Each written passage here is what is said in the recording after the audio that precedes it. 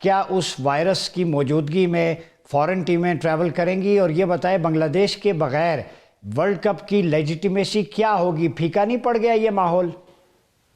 देखिए डॉक्टर साहब, अभी तो आप बात कर रहे हैं बांग्लादेश के बगैर, और अगर ये पाकिस्तान के बगैर होता है तो आप सोचें कि कितना और ज्यादा फीका पड़ जाएगा। क्योंकि अगर आबादी के लिहाज से देखें तो क्रिकेटिंग नेशन में इंडिया की सबसे ज्यादा आबादी है, और इसी वजह से वो उनकी ब्रांड वैल्यू, उनकी बहुत सारी चीजें बहुत तगड़ी होती हैं। 1.5 अरब की उनकी आबादी, पैसा भी इसी वजह से ज्यादा आ रहा होता है। लेकिन अगर आप देखें पाकिस्तान और बांग्लादेश, तो इनके बाद तो बड़ी आबादी यही दिखाई दे रही है जो प्रॉपर तौर पे क्रिकेट खेल रहे हैं। तो उनमें से एक का बाहर हो जाना, और जिस तरीके से इस वक्त पाकिस्तान क्रिकेट बोर्ड या पाकिस्तान की हुकूमत ने अभी तक कोई डिसीजन नहीं लिया, अगर पाकिस्तान भी नहीं होता है तो मेरे ख्याल है कि वर्ल्ड कप का जो एक तासुर होता है, वर्ल्ड कप का जो अपना एक मजा होता है, उसको खत्म करने के लिए फिर मेरे ख्याल है वो खुद ही एक इतना बड़ा इंटरनेशनल क्रिकेट के लिए वायरस की सूरत इख्तियार करेगा।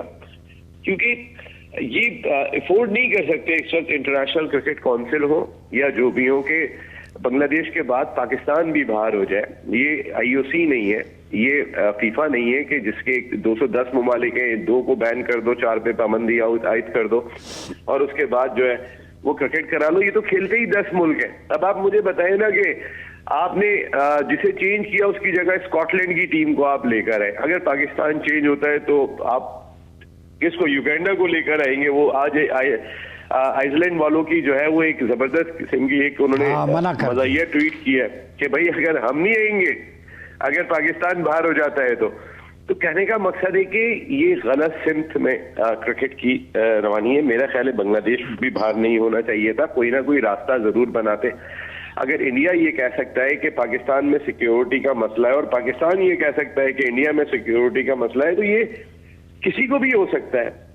ये तो फिर सबके लिए बराबर लॉ होना चाहिए। लेकिन यहाँ पर उनको शायद इस तरीके से डील नहीं किया गया। और जहां तक वायरस की बात है, देखिए खबरें इंडिया से ही आ रही हैं, कोई पाकिस्तान से तो दे नहीं रहा जी।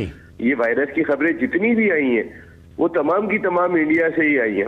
अब या तो वहां पे गलत कोट किया जा रहा है, वहां गलत फैलाया जा रहा है, या तो वो लोग जो है वो वर्ल्ड कप के खिलाफ हैं जो इस तरीके की बातें कर रहे हैं। नहीं, आप मत आइए, मैं तो आपसे रिक्वेस्ट कर रहा हूँ। आप देखिए, आपने नेपा वायरस कहा, आपको आप आएंगे तो आपको वायरस लग जाएगा। बात तो सुन ले मनोज भैया, आप एक हमारी भी बात सुन ले।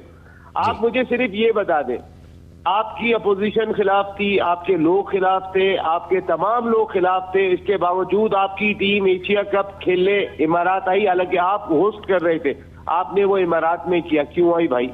जब हाथ भी नहीं मिलाना था, पैसा जब मिलना क्यों आई? इसलिए आई सर कि आपके जो ब्रॉडकास्टर का मुआहदा था वो आपको चैन नहीं लेने दे रहा था, उसके लिए आपको परमिशन लेना पड़ी, खेलने आना पड़ा। आपकी अपोजिशन भाई, पेट की आग भी तो बुझानी है ना इन्होंने, पेट की आग भी तो बुझानी। सारे मना कर रहे थे मनोज भाई, फिर भी आप खेल रहे हैं। क्यों आए? पैसों के लिए आए।